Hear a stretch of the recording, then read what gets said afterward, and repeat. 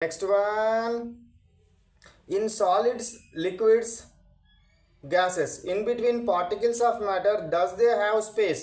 అంటే సాలిడ్స్లో సాలిడ్లో కానీ లిక్విడ్లో కానీ గ్యాసెస్లో కానీ వాటి మధ్య పార్టికల్స్ మధ్య స్పేస్ ఉంటుందా అంటున్నాడు. ఎస్, స్పేస్ అనేది ఉంటుంది.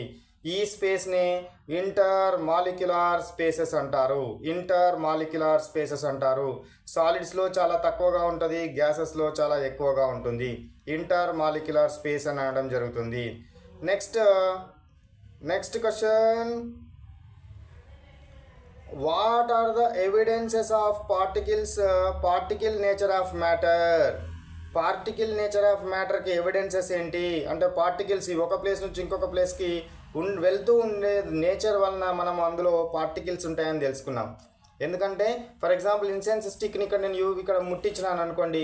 ఇన్సెన్స్ స్టిక్ అంటే ఏందిరా, మనకు అగరబత్తిని కనుక ముట్టించి దాన్ని ఆర్పేసినాం అనుకోండి, స్మెల్ ఇక్కడ వస్తుంది. కొద్ది టైం వరకు అలా ఇంకా కొంచెం దూరం వెళ్ళినా అక్కడ స్మెల్ వస్తుంది, ఇక్కడ కూడా స్మెల్ వస్తుంది. అంటే పార్టికల్స్ అనేది ఇక్కడ నుంచి అక్కడికి వెళ్తూ ఉంటాయి. అట్లా డిఫ్యూజన్ వలన, బ్రౌనియన్ మోషన్ వలన, zigzag movement is called as Brownian motion.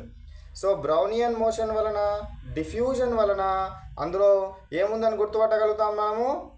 Particle nature ఉందని ఐడెంటిఫై చేస్తాము.